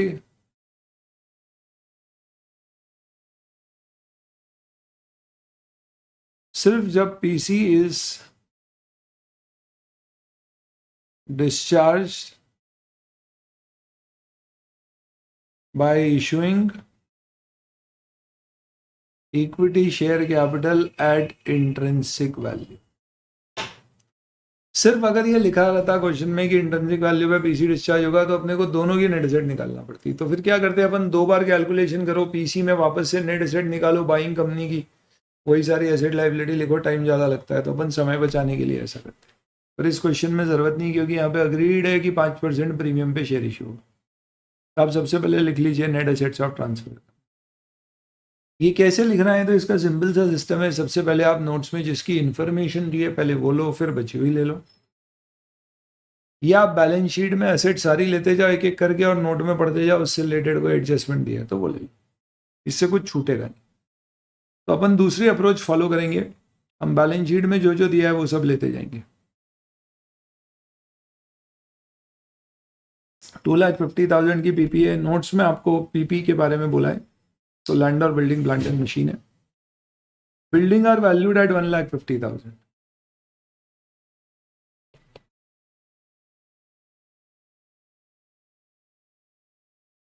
लैंड और बिल्डिंग और प्लांट एंड मशीन है, मशीन के लिए कहा गया है 1,60,000।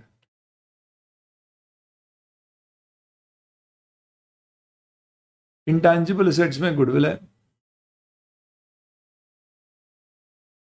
जो कि वैल्यू की गई है 50,000 पे।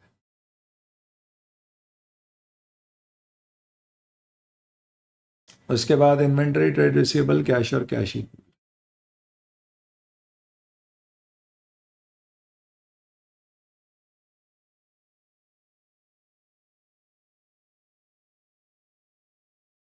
देखते हैं इंफॉर्मेशन में हमें बी पॉइंट में गुडविल, बिल्डिंग और मशीन की वैल्यू दी है, सी में इन्वेंट्री को बोला है 10% लेस पे लेना है, तो आपकी इन्वेंट्री आ रही है 1,75,000। क्वेश्चन ने बोला है 10% लेस वैल्यू पे लेना है, तो -10% कर दीजिए, 17,500 कम हो जाएगा।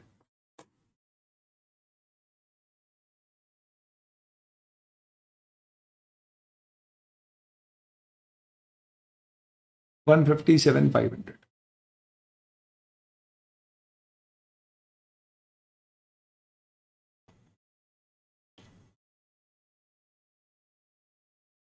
ट्रेड रिसीवेबल में आपको बोला है कि हमें प्रोविजन फॉर बैड डेट 7.5% पे बनाना है। अभी ट्रेड रिसीवेबल कितने दिए हुए हैं आपको, 1,00,000 -7.5% प्रोविजन फॉर बैड डेट। आप financial statement of company chapter में पढ़ चुके हो provision for bad debt, balance sheet में डेटर्स ट्रेड रिसीवेबल से माइनस करके दिखाया जाता है। कैश और कैश इक्विवेलेंट लेंगे, कुछ दिया नहीं है तो बुक वैल्यू पे ले लेंगे, लॉजिकली सही भी। कुछ नहीं दिया है अबाउट लाइबिलिटीज तो हम अज्यूम करेंगे लाइबिलिटी भी लिया है, और लाइबिलिटी में लॉन्ग टर्म प्रोविजन और ट्रेड पेबल दो ही है।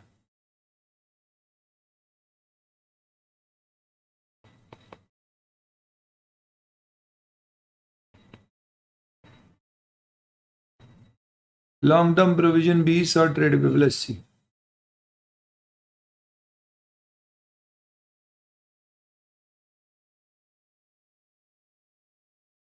ये सब करके आपकी आ जाएगी नेट एसेट जिसमें गुडविल भी शामिल है। एक हैबिट डाल लो, जब भी नेट एसेट लिखो ना तो उसमें लिखना शुरू कर दो net asset including goodwill, net asset excluding goodwill. इससे थोड़ा कंट्रोल बना हुआ रहता है क्वेश्चन में। या फिर लिखो नेट एसेट जिसका मतलब है गुडविल आ गई, और आइडेंटिफाइबल नेट एसेट मतलब उसमें गुडविल नहीं आई।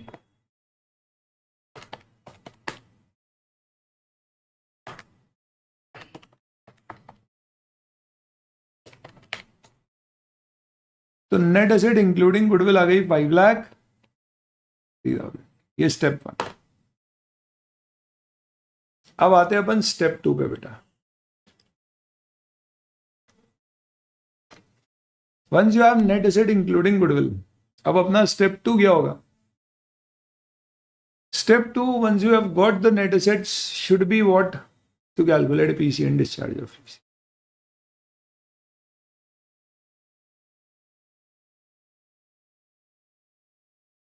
क्योंकि इस क्वेश्चन में PC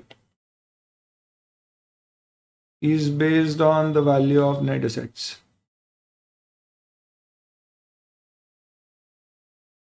Hence, it will be 5,30,000.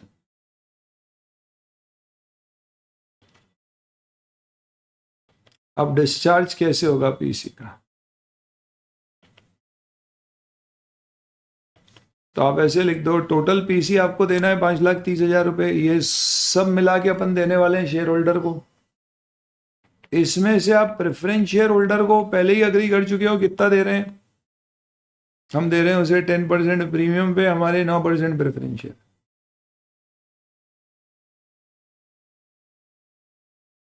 Ten percent preference share capital at par of कितने की वैल्यू, तो हम उसके 1,10,000 पे टेक ओवर कर रहे हैं। तो जो बचा हुआ है वो बैलेंसिंग फिगर हो जाएगा to equity share holder PC. ये डिस्चार्ज कैसे होगा? आप देखिए क्वेश्चन में लिखा है equity share will be issued equity share at 5% premium. तो यहाँ पे किसके 5% प्रीमियम में इश्यू हो रहे हैं? हरी के। Equity share capital of Hari to be issued कितनी हो जाएगी बेटा, क्योंकि 5% प्रीमियम पे शेयर इशू हो रहा है, तो दिस डिवाइडेड बाय 105%। 4 लाख। एक तो अमाउंट इतना राउंड आया है कि मन में ऐसी संतुष्टि हो रही, शायद यही सही होगा। और security premium on such shares कितना हो जाएगा? 4 लाख का 5% 20 था। पीसी आ गया आपका, डिस्चार्ज ऑफ पीसी आ गया। गुडविल का स्टेप की जरूरत नहीं है। अगर कोई एक्सपेंस इंटर कंपनी ट्रांसफर ऐसा कुछ होता है जिससे गुडविल चेंज होता है तो स्टेप 3 गुडविल लगता है, नहीं तो गुडविल की जरूरत नहीं।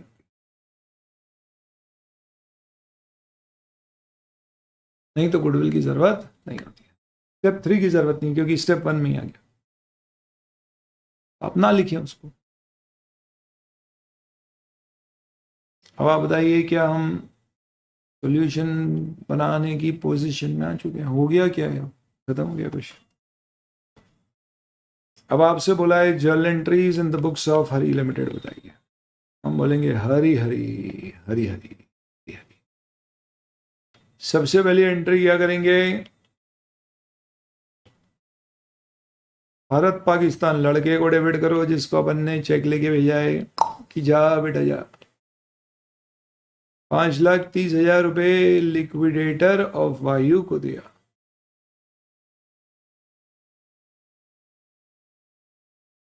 लड़का हमारा बहुत शाना है, जाता है तो पहले क्या बोलता है? लाओ भैया हमें गोडाउन की चाबी दो जिसमें सारी एसेट रखी हुई।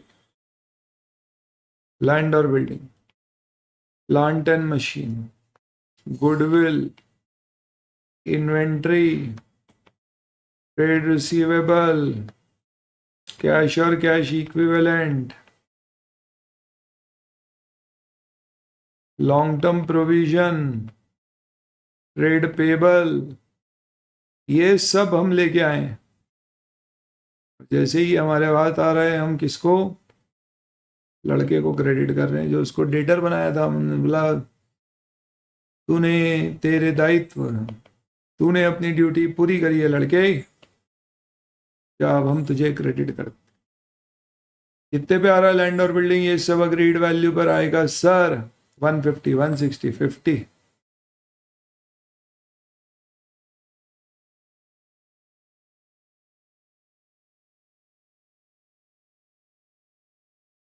वन 160 50। इन्वेंट्री 157 500। ओ जगह की कमी।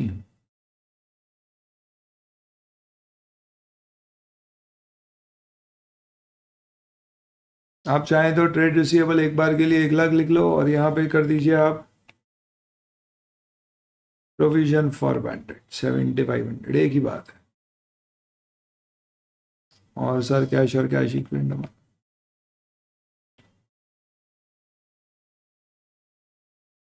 20। लॉन्ग टर्म प्रोविजन 20 और 80।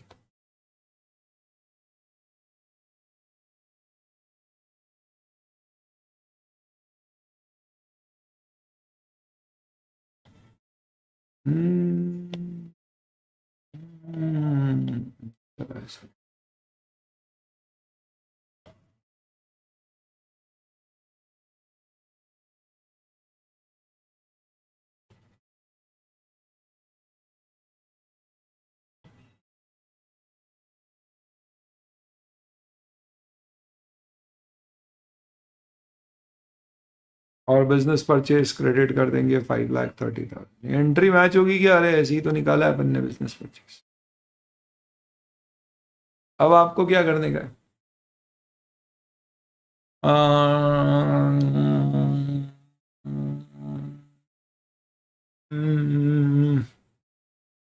लिक्विडेटर को पे करना है सर। तो लिक्विडेटर ऑफ वायु लिमिटेड,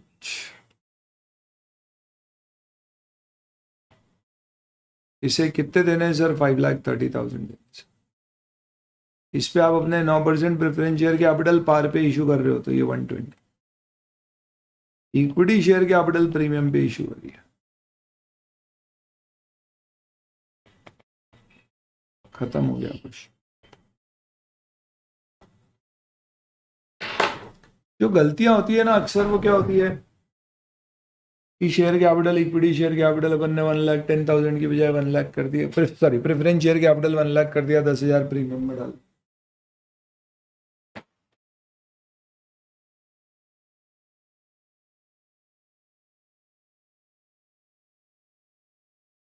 ये सब गलत है, ये नहीं होना चाहिए।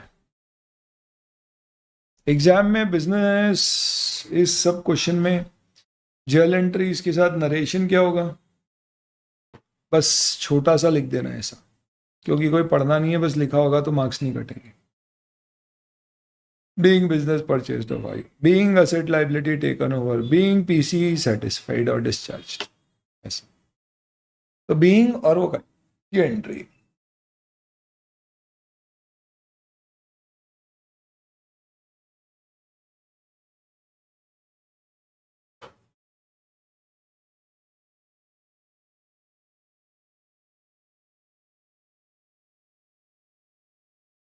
आया दोस्त, समझ में आया? ए चलिए, अब अपने को बैलेंस शीट बनानी है, अपन वो भी बनाएंगे, क्योंकि अब हम क्वेश्चंस पर आ चुके हैं। एग्जाम में लिखते हैं balance sheet of Hari limited, institute लिखता है ब्रैकेट में आफ्टर एब्सॉर्प्शन अमलगमेशन,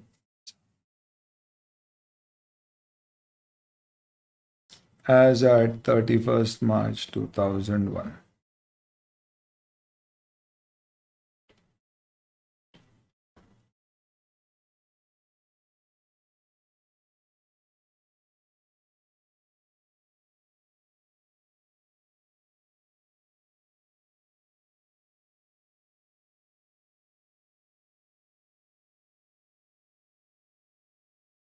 अब बहुत ही सिस्टमैटिक बैलेंस शीट नहीं बना रहे, फटाफट यहीं पे बना देते हैं, नोट्स वोट्स से वो कुछ नहीं, डायरेक्ट। तो सर एग्जाम में डायरेक्ट बनेगी या नोट्स बनेंगे? नोट्स बनेंगे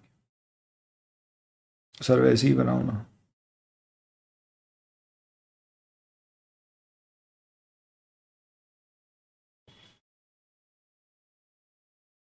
ठीक है, पर्टिकुलर्स, अमाउंट, रुपीज, ये सब तुम लिख लेना। शेयर होल्डर फंड्स, वो इक्विटी लाइबिलिटी साइड वगैरह, ठीक है। Share capital, reserves and surplus. Share capital में क्या है हमारा? 11 लाख और 70,000 था। अब note to balance sheet.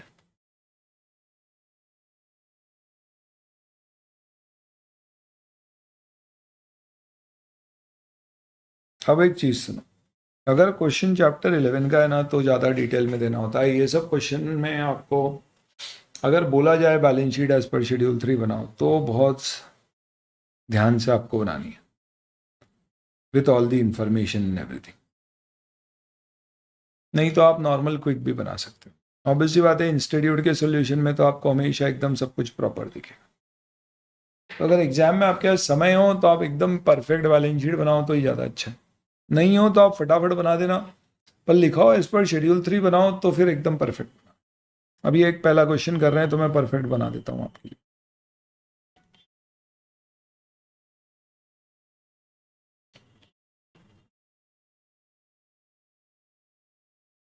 Authorised, issued, subscribed, called, paid up.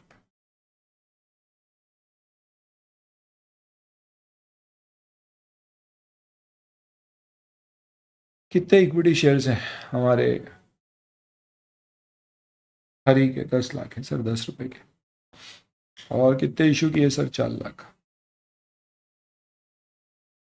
तो ये हो गए 14 lakh. So 1,40,000 equity shares of 10 each.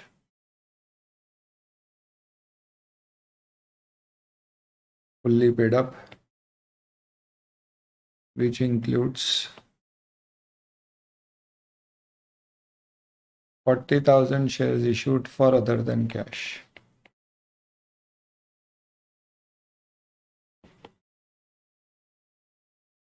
Under business purchase. ये लिखना पड़ता है शेड्यूल 3 के अनुसार। फिर प्रेफरेंस शेयर कैपिटल में भी पूरा यही लिखना है आपको। Sir cheating sorry. Preference share capital आपका कितना है बेटा? तो सर हमारा 10% प्रेफरेंस शेयर कैपिटल 1 लाख का, और 1,10 और इशू किया तो 2,10 हो गया। अच्छा है 10 रुपए का ही क्या? हाँ नहीं सर 100 रुपए का है। आपको लिखना पड़ेगा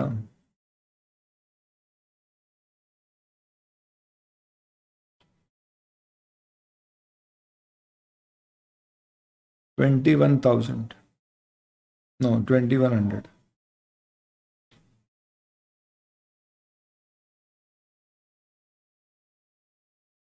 %10 preference shares of 100 each, fully paid up, which includes 1,100 shares issued for other than cash. तो ये हो जाएगा 16,10,000।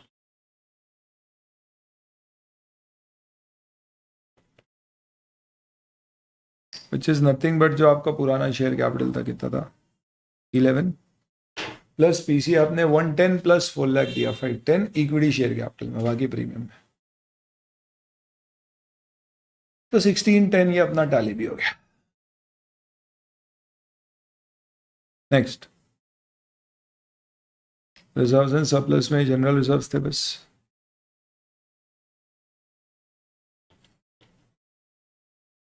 लेकिन अब सिक्योरिटी प्रीमियम आ गया है, इक्विटी शेयर कैपिटल जो आपने इशू किए थे 5% प्रीमियम पे। तो पहले से कितना था आपका जनरल रिजर्व? 70,000।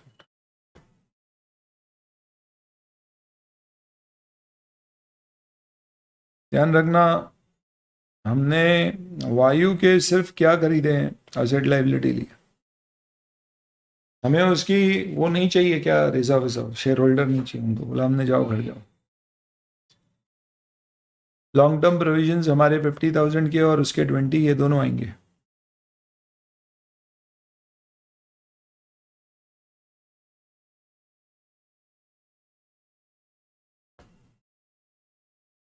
इसमें नोट दिया है 3 नंबर पे कि ये रिटायरमेंट ग्रेजुएटी फंड है, तो आपको बताना पड़ेगा।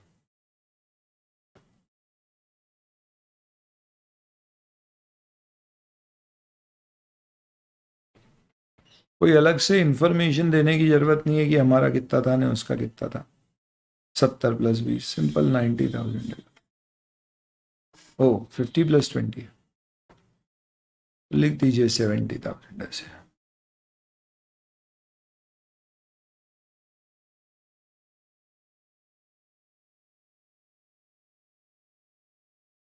उसके बाद ट्रेड पेबल्स हैं, उसमें कोई नोट नहीं है तो बस ऐड कर दो, 210 लिख दो।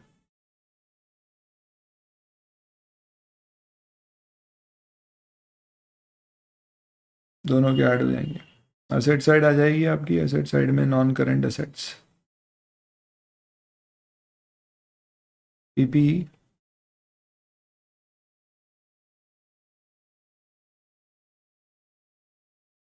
लैंड और बिल्डिंग, प्लांट एंड मशीन। अपनी तो बुक वैल्यू पे ही आ रही है,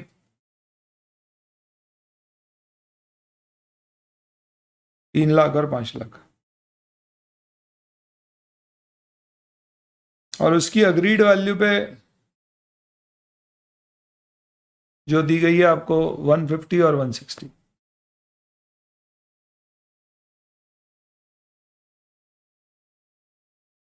तो 450 और 660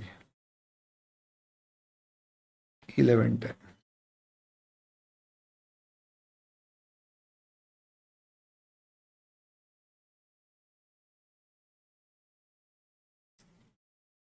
इंटेंजिबल असेट, इसका भी नोट दिया है।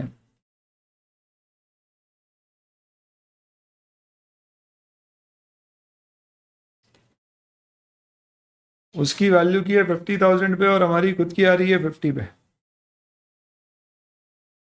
तो 1 लाख हो जाएगी।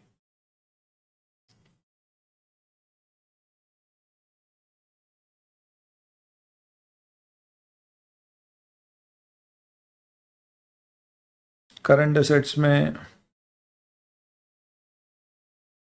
इन्वेंट्री, ट्रेड रिसीवेबल, जिस पे एक नोट बना सकते हैं, कैश एंड कैश इक्विवेलेंट। जब भी कोई अमल कमीशन के एक्सपेंस होंगे या पीसी कैश में डिस्चार्ज होगा तो cash and cash equivalent change होगा। इन्वेंट्री का नोट नहीं है, आपको बनाने की जरूरत नहीं है। 250 प्लस उसकी हमने टेक ओवर की है 157,500, तो आप एग्जाम में ऐसे दिखा सकते हो, कोई दिक्कत नहीं है इधर। 4,07,500।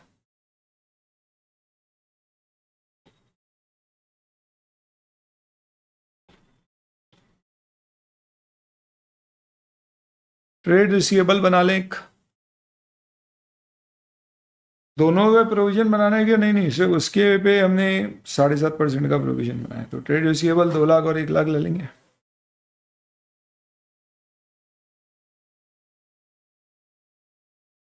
Less provision for bad debt बता देंगे 7.5% ऑन 1 लाख।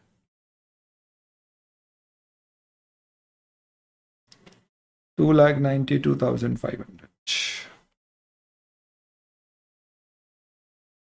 कैश और कैश इक्विवेलेंट में जोड़ लगा दीजिए 70,000। उम्मीद करता हूँ बैलेंस शीट टैली हो जाएगी, अपन आंसर से कोरिलेट कर लेते।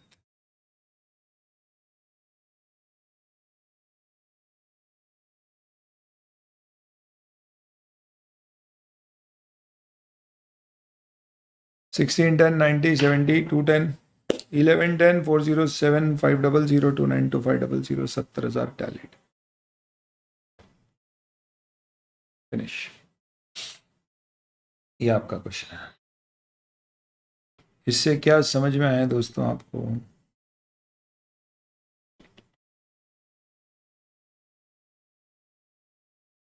पहला, if goodwill given,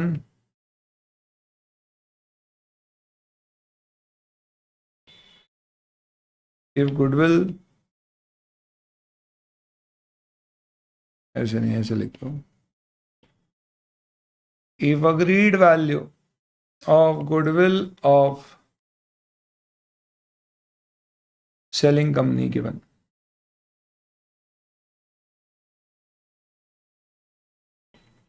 PC would be, sorry, PC would be based on net assets.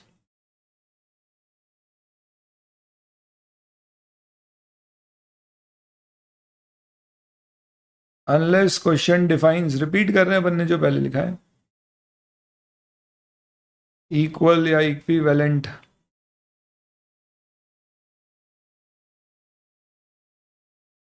Number of shares issued. Do not assume PC is equal to same amount of equity share capital of selling company. Be careful. Read the question to see if PC, that is, let's say, preference share capital of selling company, taken at premium, as in this question, or PC discharged, say, preference share capital of buying company, purchasing company, issued at premium. A है या B है? A will increase your PC, B will increase your security premium. सही बोल रहा हूँ? तो कुछ चीजों का ख्याल रखिएगा। ये हर क्वेश्चन के जो आपको समझ में आती है चीजें वो सब नोट कर लेना, हाईलाइट कर लेना, बॉक्स बना देना, हाईलाइटर है तो लगा देना। जब क्वेश्चन रिवाइज करो ना तो ये पॉइंट्स भूलना।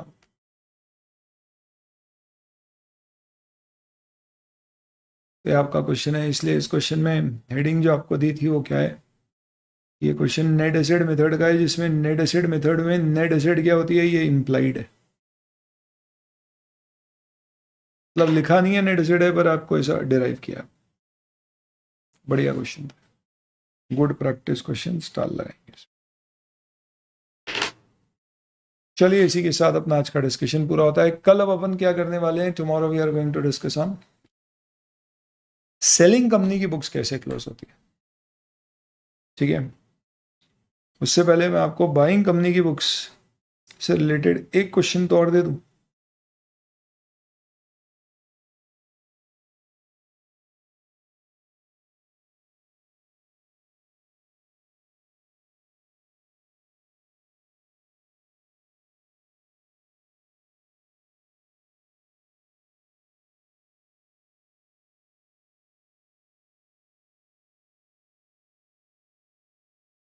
इसमें आपको लेजर अकाउंट बोलने गए बनाने को दिया।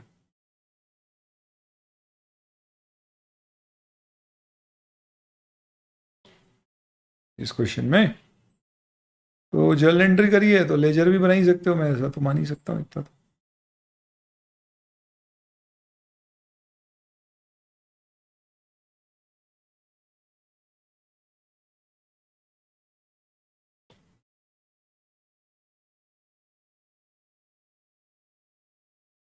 ये क्वेश्चन आप ट्राई कर, होमवर्क बोर्ड नोट में अपडेट कर रहा हूँ।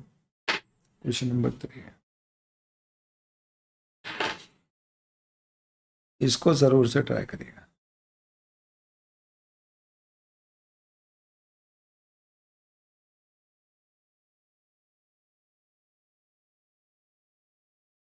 ठीक है, थैंक यू, बाय। कोई डाउट है तो पूछ लीजिए।